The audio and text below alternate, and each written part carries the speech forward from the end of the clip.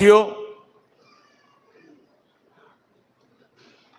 पूरे राज्य में जब से बिरसा मुंडा ब्रिगेड का जो काम, बिरसा ब्रिगेड का जो काम, आदिवासी विचार मंच का जो काम शुरू हुआ है, तब से एक अलग अलग टाइप के कमेंट्स आ रहे हैं, अलग अलग टाइप के हमारे ऊपर टिप्पणियां की जा रही है कि आदिवासी क्या बोलना चाहता है, ये कब से आप लोग शुरू कर दिए हैं। कुछ लोगों को ऐसा लगता है ये कौन सा संगठन है, ये क्या चाहते हैं। तो मैं पहले आपको बता देना चाहता हूं, कुछ लोगों ने एक ऐसा कमेंट्स किया कि सतीश पेंदाम, बिरसा ब्रिगेड, विचार मंच ये राष्ट्रवादी कांग्रेस में से जुड़े हैं। मैं आपको बताना चाहता हूं भाई, मैं अंदर की बात बता रहा हूं, सब लोग बाहर की बताते हैं। शरद पवार, बिरसा ब्रिगेड और आदिवासी विचार मंच साहब यानी जो संगठन है, हमारे आदरणीय पितातुल्य शरद पवार साहब, ये पैटर्न है हमारे स्वरक्षक है इस संगठन के। मैं बस्तर में गया था, 5 दिन पहले बस्तर गया, जहां पे पुलिस भी नहीं जाती है, मिलिट्री भी नहीं जाती है। वहां पे एक आदिवासी था, वो आदिवासी ने एक बनियान पहना था और फटी चड्डी थी साहब उसकी, बहुत गरीब था वो, और वो चश्मा लगाया था। मेरे को ऐसा लगा कि जरूर कुछ पढ़ा लिखा तो होगा। जब मैं सामने से गया, पीछे से आया तो मुझे कुछ दिखाई नहीं दिया, लेकिन जब मैं सामने से गया तो उस 70 साल के बुजुर्ग ने, उस 70 साल के व्यक्ति ने वो टी शर्ट निकाल के मेरे को ऐसी दिखाई। मैंने बोला आप कौन है? ऐसी दिखाई, एक तरफ बिरसा मुंडा का फोटो था और दूसरी तरफ शरद पवार साहब का फोटो था। मैंने पूछा शरद पवार साहब से आपका क्या रिलेशन है, आपका संबंध क्या है? बिरसा मुंडा से आदिवासियों का संबंध है, ये समझ में आता है, लेकिन शरद पवार साहब से संबंध क्या है ये किसी को समझ में नहीं आता है। आप कैसा लगा लिए ये फोटो? तो उस बुजुर्ग ने ऐसा फोटो निकाला और पेपर की कटिंग दिखाया मुझे कि ये देख, ये इंडियन एक्सप्रेस पेपर है जिसमें शरद पवार साहब ने लिखा है पहली बार कि आदिवासी इस देश का मूल मालिक है और उसको संयुक्त राष्ट्र संघ में आदिवासी होने की मान्यता मिलनी चाहिए। फिर उस बुजुर्ग ने मेरे से पूछा क्या किसी आदिवासी नेता ने भारत के संविधान सभा में आजादी के बाद में यह प्रश्न उठाया? नहीं उठाया। किसी पार्टी ने आदिवासियों को संयुक्त राष्ट्र संघ में मान्यता मिलनी चाहिए यह मांग उठाई? नहीं उठाई। इसीलिए मैं इस जंगल में रहने के बावजूद, मेरा अकेले के 6 घर है ये जंगल में, यहां कोई नहीं आता, नेता नहीं आता, कोई लाइट नहीं है, कुछ नहीं है, लेकिन यहां पर मैंने शरद पवार का फोटो लगा के रखा हूं, क्योंकि हम जो हमारे साथ ईमानदारी से लड़ रहा है, हम उसके साथ बेईमानी नहीं कर सकते हैं, ये आदिवासी आदमी ने बताया। साथियों, ये रिश्ता है शरद पवार साहब का, बिरसा ब्रिगेड का और आदिवासी विचार मंच का। अभी 15 अक्टूबर को विश्व के 8 देशों के आदिवासी आ रहे हैं और भारत के 21 राज्य के आदिवासी प्रतिनिधि नागपुर में आ रहे हैं इंटरनेशनल कॉन्फ्रेंस के लिए। आजादी मिलने के बाद, 1993 के बाद,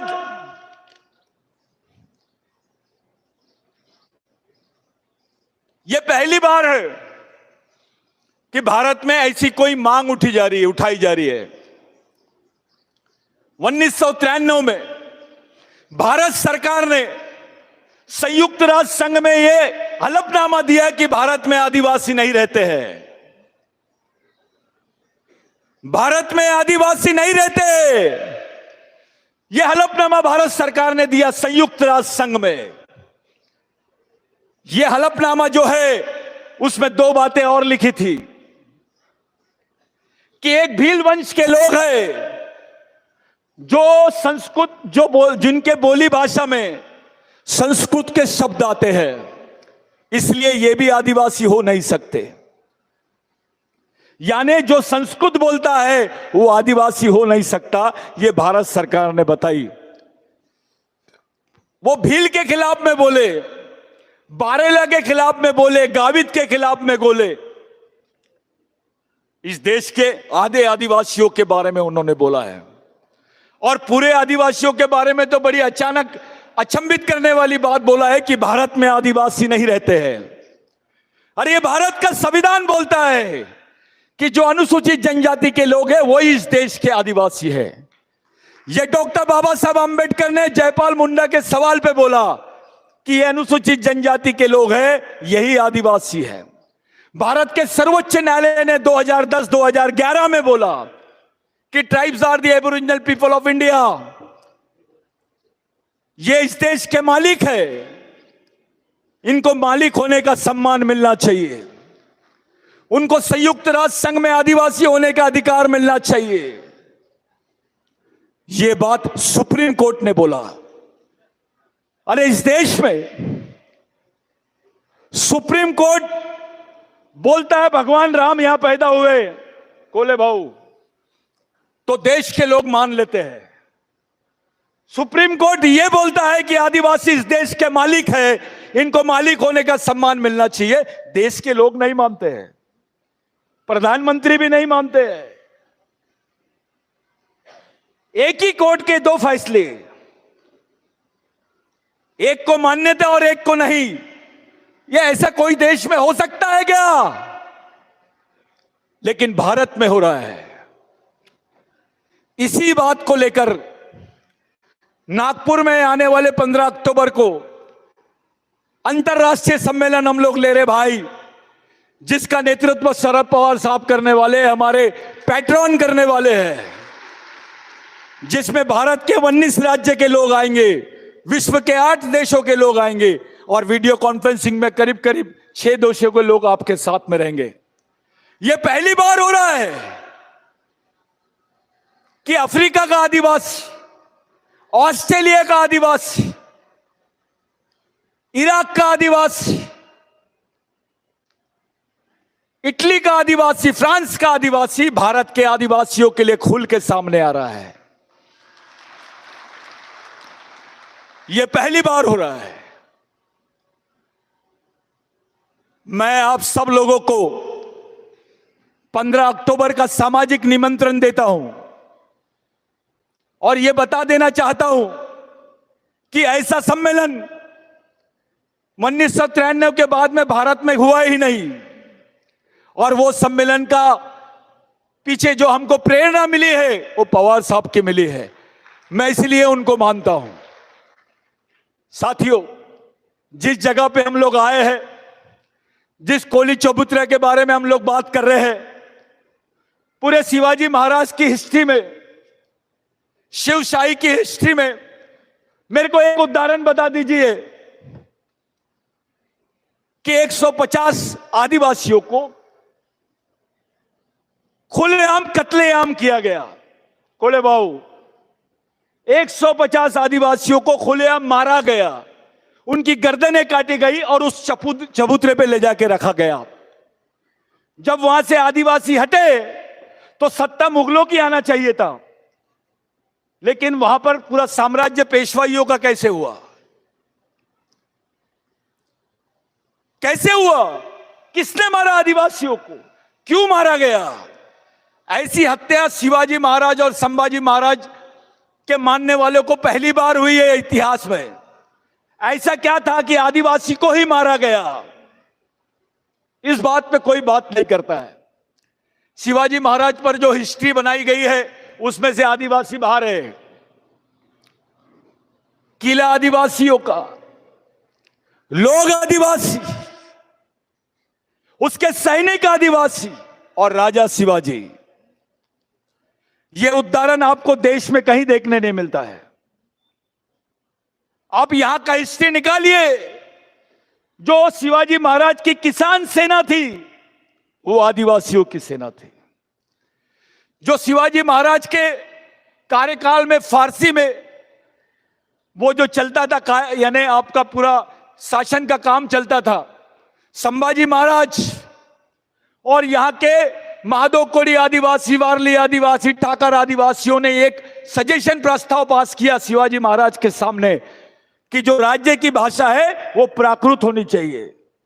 और जब प्राकृत भाषा आई तो पूरे राज्य के लोग शिवाजी महाराज के साथ में खड़े हुए।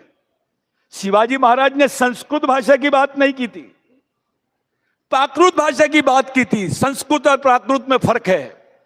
और जिसको मराठी बोला जाता है यह मावड़ी भाषा है, यह आदिवासी भाषा है। यह इस देश की सबसे बड़ी भाषा है जिसको स्टेट का रिकॉग्निशन होना चाहिए, लेकिन इसको एबोरिजिनल लैंग्वेज के रूप में भी रिकॉग्निशन होना चाहिए। यहां के मराठा भाई को पता चलना चाहिए वो किसका वंशज है। यहां के बहुजन भाई को मालूम होना चाहिए वो किसका वंशज है। यहां के दलित भाई को मालूम होना चाहिए वो किसका वंशज है। यहां के क्रिश्चियन को, यहां के मुस्लिम भाई को, यहां के सिख भाई को मालूम होना चाहिए वो किसका वंशज है।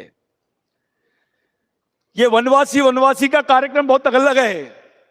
जिस दिन आदिवासी वनवासी हो जाएगा, यहां का मराठा, यहां का ओबीसी, यहां का दलित, यहां का अल्पसंख्यक स्वर्गवासी हो जाएगा। आपकी कल्चरल हिस्ट्री खत्म हो जाएगी, आपको कोई नहीं पहचानेगा। आज जो अमेरिका का आदिवासी आपके साथ खड़ा होना चाहता है वो केवल एक आदिवासी नहीं, यहां के मूलवासियों के साथ में खड़ा होना चाहता है। हम हिंदू धर्म के खिलाफ में नहीं है। आप हिंदू संस्कृति की बात करते हैं, हम सिंधु संस्कृति की बात करते हैं। अरे जो पहले है, शिवाजी महाराज ने हर हर महादेव क्यों बोला? उस वक्त दूसरे भगवान का प्रचार नहीं चल रहा था क्या? महादेव क्यों बोला? आपको समझ में आना चाहिए। ये महादेव कोड़ी, हर हर महादेव, क्या संबंध था उसका? हड़प्पा मोहनजोदारो की जो संस्कृति थी उसकी भाषा प्राकृत थी। अभी तक के संस्कृत भाषा में मोहनजोदारो हड़प्पा की जो लिपि है उसको पढ़ नहीं पाए, लेकिन मैं मराठी मावली भाषा में पढ़ सकता हूं। उसमें भगत का रिसर्च है। मैं गोंडी भाषा में पढ़ के बताता हूं आपको, महादेव कोड़ी की भाषा में, भिल्ली भाषा में पढ़ के बताता हूं, कोरकू भाषा में पढ़ के बताता हूं आपको, वारली भाषा में, ठाकर भाषा में पढ़ के बता सकते हैं। ये हम चैलेंज करते हैं। ऐसी क्या बात है कि 1993 में गवर्नमेंट बनी और इन्होंने प्रस्ताव भेज दिया कि भारत में आदिवासी नहीं रहते हैं। भारत में आदिवासी नहीं रहते का मतलब यह होता है कोले भाऊ कि भारत में आदिवासी वंशज नहीं रहते हैं। आप भी नहीं रहते हैं। अगर आप हिंदू हैं तो रहते हैं, लेकिन जिस दिन आप बोलेंगे मैं मराठा हूं, मैं ओबीसी हूं, मैं आदिवासियों का वंशज हूं, उस दिन आप भी नहीं है। जिस दिन आदिवासी वनवासी, उस दिन बाकी सब स्वर्गवासी। यह सच्चाई है। जो शिवाजी महाराज की किसान सेना थी, वो मावलों की सेना जो थी वो आदिवासी सेना थी। सच्चाई है। शिवाजी महाराज को बचाने वाले लोग, उनको मालूम था कि अब हम मरने वाले हैं, बावजूद उसके उसको बचाने के लिए शिवा नाई नाम का व्यक्ति जाता है। वो शिवा नाई नहीं था, सलून वाला नाई नहीं था, वो आदिवासी वारली समाज का नाई था, जिसकी हिस्ट्री अभी मिलती है। आप कल्याण में जाइए, वहां पर एक क्षेत्र है, नदी है, जहां पे लोग घूमने जाते हैं। पड़गा करके क्षेत्र है। उस पड़गा क्षेत्र में शिवा नाई का आज भी अवशेष मिलता है।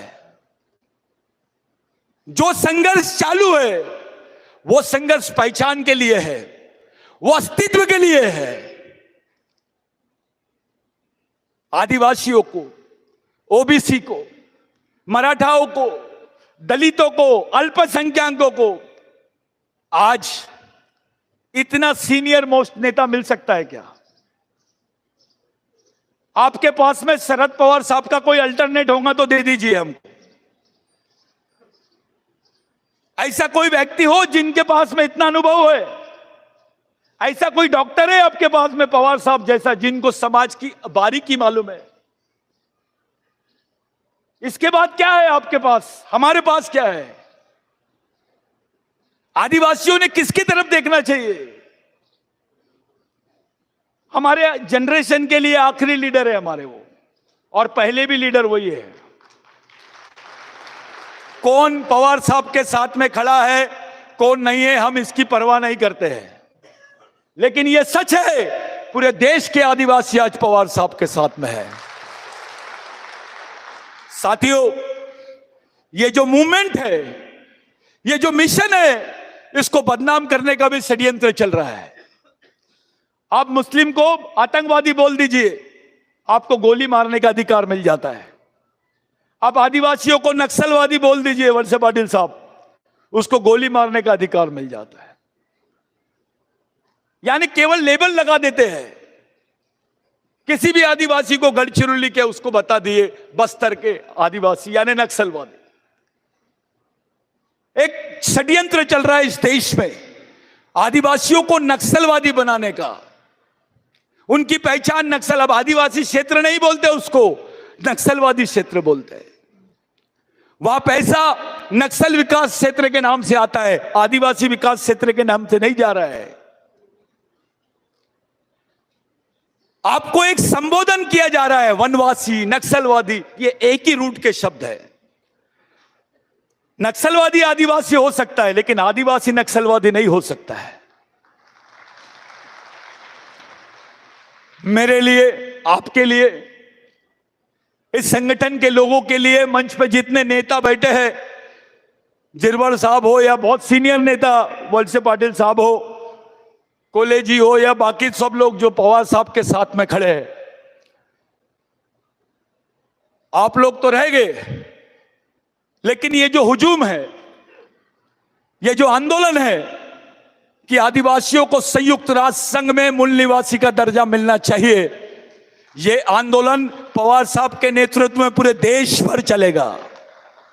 और देश भर नहीं, हम विदेश में भी लेके जाएंगे पवार साहब को, क्योंकि संगठन को, बिरसा ब्रिगेड को मानने वाले केवल भारत में ही नहीं है। अभी साउथ अफ्रीका में बिरसा मुंडा की, राघोजी बांगरे की, टंटे भिल की जयंती मनाई जाती है। पाकिस्तान में जयंती हुई है, क्योंकि बॉर्डर एरिया गुजरात का जो है, वहां टंटे भिल की जयंती हुई है। कुछ लोगों को हजम नहीं हो रहा है, लेकिन वो दिन दूर नहीं है। अमोल भाऊ, साउथ अफ्रीका में संभाजी महाराज की जयंती करके बताएंगे हम। शिवाजी महाराज के वंशज अपने आप को कथाकथित वंशज बोल रहे होंगे, वो नहीं। शिवाजी महाराज के ओरिजिनल वंशज आदिवासी है। शिवाजी महाराज का जो प्रशासन था वो आदिवासी संस्कृति के हिसाब से चलता था। शिवाजी महाराज के प्रशासन में मात्र शतक पद्धति का इस्तेमाल किया जाता था, इसलिए जिजाऊ माता को पूरा कार्यभार सौंपा गया। यह है उसके पीछे की वास्तविकता। वहां महिला को जितना इंपॉर्टेंट नहीं था, उतना ज्यादा पुरुषों को जितना महत्व नहीं था, उससे ज्यादा महत्व महिलाओं को था। शिवाजी महाराज ने अपने सरदार के हाथ पैर काट डाले थे। कोई जब युद्ध होता था, लूट लेते थे, तो उनके महिलाओं पर बहुत अत्याचार होता था। किसी सैनिक ने शिवाजी महाराज के किया तो उसके हाथ काट डाले शिवाजी महाराज ने और उसको दंडित किया। ये प्रेरणा कहां से आई? ये मनुवादी प्रेरणा नहीं है। बाबूराव शर्माके को चंद्रपुर के एक ही दिन में फांसी और पीपल के झाड़ में लटका दिया गया।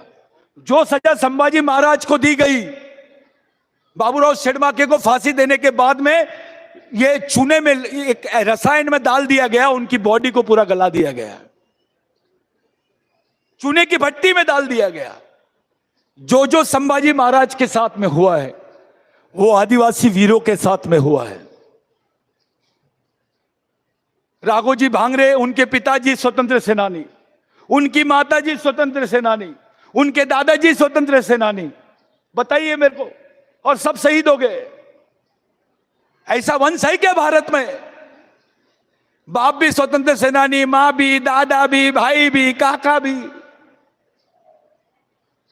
यह उदाहरण आपको आदिवासियों में मिलता है। आने वाले 15 तारीख को, 15 अक्टूबर को, जब कोई आदमी अफ्रीका से देश में आ सकता है, ऑस्ट्रेलिया से आ रहे हैं, तो आप जुन्नर से नागपुर आ सकते हो अपनी मांग के लिए। यह आंदोलन है भाई, इस आंदोलन को जिंदा रखना अपना प्रथम कर्तव्य है। जो नेतागण है, आमदार है, विधायक है, मैं उनको भी खुलेआम सामाजिक निमंत्रण देता हूं कि इस इंटरनेशनल गैदरिंग का आप हिस्सा बनिए। साथों साथ एक गलतफहमी निकाल लीजिए कि आदिवासियों में जो बिरसा ब्रिगेड चलता है ये नक्सलवादी संगठन है। थोड़ी और गलतफहमी पाल लीजिए, नक्सलवादियों से भी ज्यादा डेंजर संगठन है। नक्सलवादी सिर्फ बंदूक उठाते हैं, उनके पास तो AK-47 है, उनके पास बम है, हमारे पास पवार साहब है। इससे बड़ा बम है क्या भारत में? इससे बड़ी मशीन है भारत में? यह तो भारत की पॉलिटिकल ऑक्सफोर्ड मशीन है। यह ब्रेन है आदिवासियों के पास में आज। यह ब्रेन आदिवासियों के लिए काम कर रहा है। यह लीडरशिप आदिवासियों के पास में है। इसलिए साथियों, राष्ट्रीय नहीं अंतरराष्ट्रीय स्तर तक की बात कर रहे हैं हम दलित भाई को आह्वान करते हैं कि आ जाओ, इस आंदोलन का हिस्सा बनो। हम ओबीसी भाई को आह्वान करते हैं, आ जाओ, इस आंदोलन का हिस्सा बनो। हम मुस्लिम भाइयों को आह्वान करते हैं, आओ, इस आंदोलन का हिस्सा बनो। क्रिश्चियन भाइयों को, सिख भाइयों को भी आह्वान करते हैं, इस आंदोलन का हिस्सा बनो। और खास करके मराठा भाइयों को भी आह्वान करते हैं कि आप इस आंदोलन का हिस्सा बनो ना बनो, कुछ दिन बाद आपको बनना ही पड़ेगा। अभी आदिवासी को मारे हैं, इसके बाद दूसरा नंबर मराठा है, वेटिंग लिस्ट में है, उसके बाद में ओबीसी है। इतना ही होगा, हम पहले मरेंगे, बाद में आप लोग मरेंगे, लेकिन इंस्टॉलमेंट में ही मरेंगे सब लोग। इसलिए सब लोगों के लिए एक पर्याय है हमारे पास अच्छी लीडरशिप है, अच्छा प्लेटफॉर्म है, अच्छी सोच है, एक विजन है, एक दृष्टिकोण है हमारे पास। इस मिशन को सफल बनाने के लिए बच्चे बच्चे को तैयार करो, गांव गांव में कैडर तैयार करो, गांव गांव में शाखाएं बनाओ, महिलाएं, पुरुष, विद्यार्थी, इनकी विंग्स बनाओ। अपना पैसा दो ईमानदारी से समाज के लिए, मिशन के लिए ईमानदारी से दो। ये लड़के जो फुल टाइमर है, ये भूखे प्यासे रहते हैं, कभी कभी इनके पास पेट्रोल के पैसे नहीं रहते। ऐसे कई बच्चे हैं जो एक एक महीना, दो दो महीना अपने घर नहीं जाते हैं। इनको मदद करो, इनको खाना खिलाओ।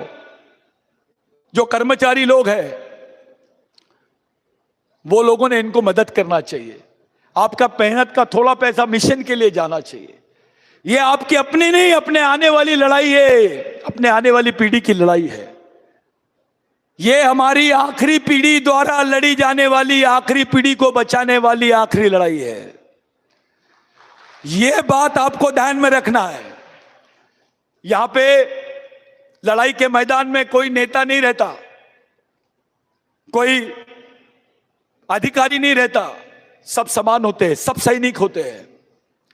बिरसा मुंडा ने बोला था कि मिशन में, आंदोलन में आदमी बूढ़ा भी नहीं होता है और मरता भी नहीं है। राघोजी भांगरे ने भी यही बोला, छत्रपति संभाजी महाराज ने भी यही बोला। क्योंकि संभाजी महाराज के साथ में मरने वालों की जो उम्र थी 83 साल, 76 साल, ये उम्र के लोग संभाजी महाराज के साथ में मरे, वो आदिवासी थे। एक आंदोलन की जरूरत है, ये हम सब लोगों के लिए इशारा है। मैं ज्यादा समय नहीं लेता हूं क्योंकि हमारे बीच में पवार साहब आने वाले हैं। एक आप लोग आए, आप लोगों ने इसको संयुक्त रूप से इतना अच्छा कार्यक्रम किया। किसी ने कलेक्शन नहीं दिया होगा, ईमानदारी से कलेक्शन देना। कोई किताबें नहीं खरीदा होगा, ईमानदारी से किताबें खरीदना। पढ़ने की, लिखने की और लड़ने की आदत डालो। जो बच्चों ने मेरे पास कविता दिए थे, माफ करना मैं नहीं पढ़ पा रहा हूं भाई, कुछ कारण है, लेकिन मैं अपनी मैगजीन में इसको जरूर छपवाऊंगा, आपको भेजूंगा। जितने आयोजक लोग हैं इनको बहुत तकलीफ होती है। अधिकारियों से, कर्मचारियों से विनती है, दिल खोल के काम करो, मेहनत करो, उनको पैसा भी दो, तन मन धन से सहयोग करो। ज्यादा घमंड मत करो, मैं अधिकारी हूं, मैं अध्यक्ष हूं, मैं सचिव हूं, अपने घर में रख के आओ। समाज के सामने सब समान होते हैं। या आप देखते हैं जादव ज्यादा जैसा अधिकारी, बहुत सारे कर्मचारी अधिकारी है, यहां पे सतरंजी उठाते हैं, बच्चों को पानी पिलाने जाते हैं, जो आईएएस रैंक के ऑफिसर से हैं। यहां शर्म मत करो मिशन में काम करते वक्त, यह पवित्र काम है। आप लोगों से विनती है, पूरी ईमानदारी के साथ हम लोग शांत चित्त से पवार साहब को सुनेंगे। मैं यही आप लोगों से विनती करता हूं और 15 तारीख के लिए सबको मैं सचेत करता हूं, सामाजिक आमंत्रण देता हूं। जय बिरसा, जय राघोजी, जय टंट्या, जय आदिवासी।